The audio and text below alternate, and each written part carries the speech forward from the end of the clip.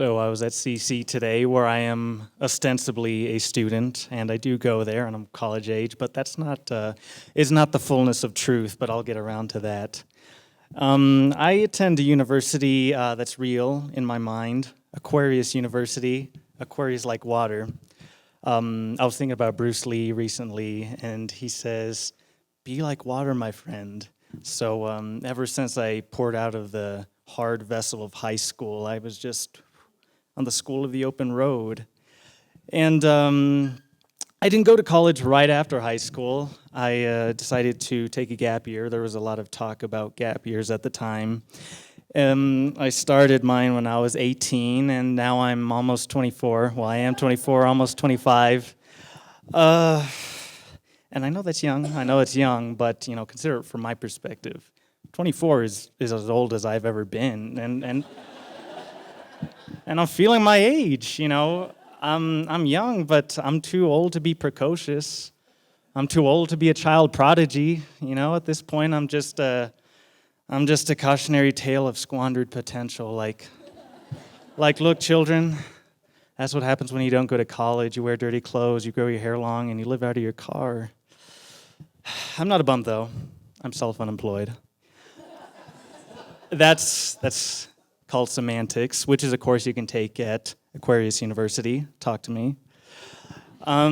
If you can believe it, though, by looking at me now, I wanted to be an Air Force cadet and go to the Air Force Academy when I was in high school. I didn't make it, as you can see, but I did. I did go to another academy, a less exclusive academy, Academy Boulevard. And if you ever go up north, you can see me riding up and down the street on my bike, laughing to myself, talking to myself like a crazy man. Basically, what I'm doing right now, except here it's called performance art, semantics. Of course you can take it at Aquarius University.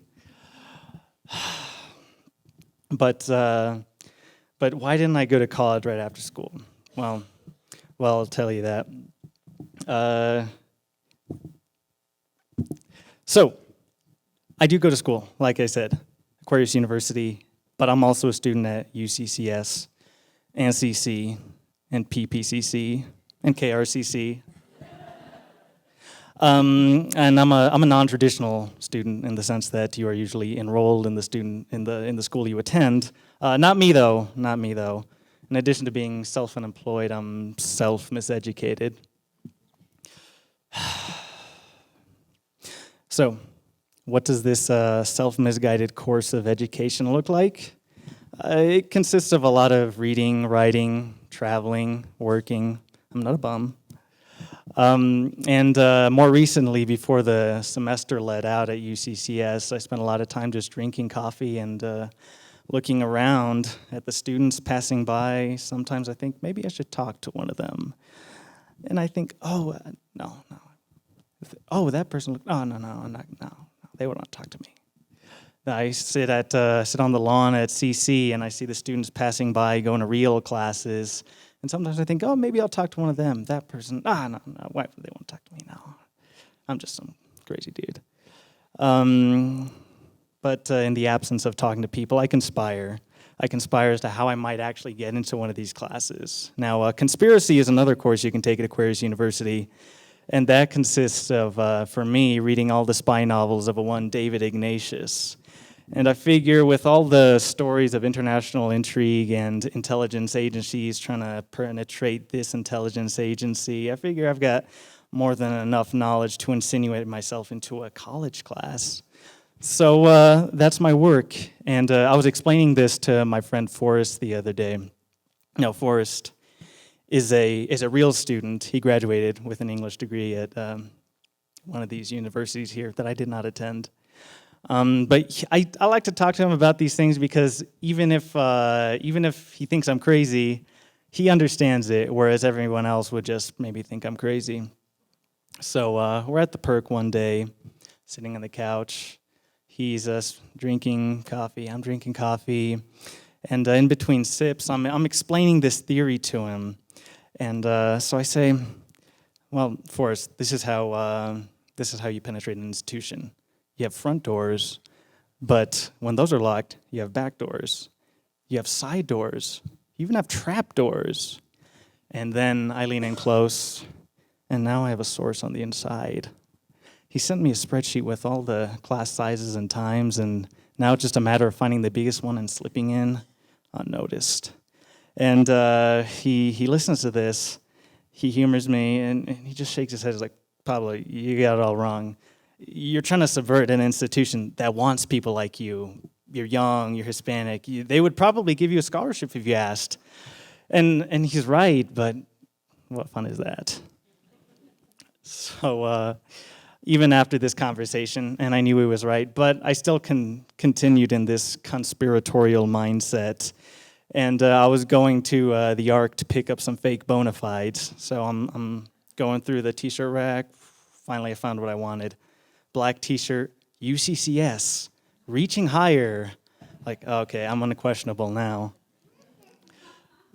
So the next day, I'm going to UCCS to drink coffee, but this time I actually wanted to do a little learning at my other university, the internet, which you may have heard of. It's like a web which connects people to each other. And at cool places like coffee shops and college campuses, there's this thing called Wi-Fi, which is like invisible internet waves.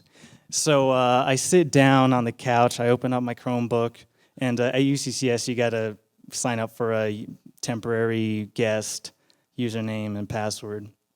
So I do that, and nothing. Like, wait, why isn't this working? And I take it to the librarians, like, can you help me out? And they recommend I go down to the dudes in the basement, the tech guys. And they help me out. They say, so the password has 6 characters. Your field for the password has 5. I'm like, what? How does that work? Why would you make a computer that cannot connect to the internet? And it's a little Chromebook too, so it's entirely based on the idea of ubiquitous Wi-Fi. So if you can't connect to the internet, you can turn it on, and that's it. And you can look at the wallpaper, but it's so frustrating to stare into this thing you're supposed to be able to interact with, but you just can't. It's like being locked out of your car, and you slam the door and like, oh, the keys are still in the ignition. And you look in there, and in your impotent anger, if I can only swing my hand back in time just a moment and grab that, but no, you're just kicking yourself and maybe your car. And boy, that's what it feels like when I'm at college, man, or any place where young people are. I'm like locked outside the car. I'm like showing up with a combination lock, and actually you're supposed to have a key. I'm like, did everyone else get a key? Is it okay if I tap on the window and knock? Ask them, can you let me in? It's like I'm stuck in traffic, at a red light. You don't look at all the other people on the side. You just keep your eyes straight ahead. But somehow when I'm at places where my peers are, I'm still in that glass mine box. Can't reach through. And anyways, it's terribly frustrating. But I know it's what I do to myself. I self-isolate. And I noticed this the other day when I was at CC with my fake bona fides. Also from the Arc, thank you. I rode my bike down there, and I wanted to cool off from the sun, so I walk into the Tut library, and there are all these young people around like, yo, these are people like me, but I can't break through that mind box. So I'm like, well, whatever. So I sit down, open up my computer, check my Facebook. You can't study all the time. But again, the Wi-Fi won't connect. Like, why are you excluding me, internet? Are you trying to make a point? But whatever. So I close that down, sit back, and look at everyone and judge them. Because if you can't belong to the group, you can at least pretend you're better than the group. And this is called defensive superiority. Psychology, which is another course you can take at Aquarius University. But after a while, the sour grapes started to taste sour, so I'm like, I'm done with this. So I go to the bathroom before I head out, and I'm looking in the mirror, washing my face, and I see a dude with a green beanie, long hair, scraggly facial hair, thinking, if I didn't know any better, I'd say this guy looks like a college student. And if you put me in a lineup with 10 other dudes, nobody would pick me out and say, that guy doesn't belong, get that guy out of here. So God, it's something I do to myself. So the next class I took was architectural appreciation, which consisted of me and my friend Forrest walking around Colorado College, taking pictures of all the buildings, and just appreciating the beauty of our alma mater, which I discovered by looking up on the internet means nourishing mother. So we're walking around, and we pretty much exhausted all our creative possibilities. And we end up at Shove Chapel. I was like, "Hey, man, let's head inside." He's not a religious man, but he appreciates the profound silence of the place. And the silence of Shove Chapel can be compared to a great heat. Like, I went to Las Vegas one time in the summer, and as soon as you step outside, it washes over you like a wave. I mean, you can even feel it on your eyeballs. And that's what the silence was like there. But instead of the sun and radiating the heat off the black asphalt, the silence just fell from the high ceilings and bounced off the stone walls. I walk around, look at the stained glass, Stations of the Cross, all that. Forrest goes off, does his own thing. And after a while, we sit next to each other. We don't say anything because nothing particularly needs to be said. We're just enjoying the silence. I hear a creak behind me. And I look around, and I'm like, oh, there's nobody there. Or, no, somebody's laying down, but I just can't see them. And that was that homeless dude that I saw outside. He's in here taking a nap. Like, oh, well, I would too.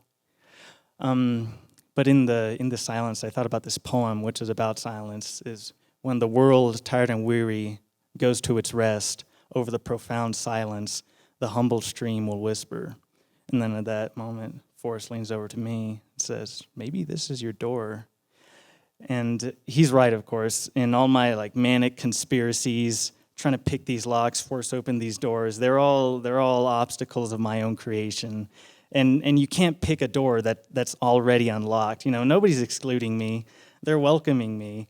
But I just couldn't see that at the time. And instead of a back door, a trap door, a side door, I decided to go through Grace's door, the door of our nourishing mother. And her door is always open for us.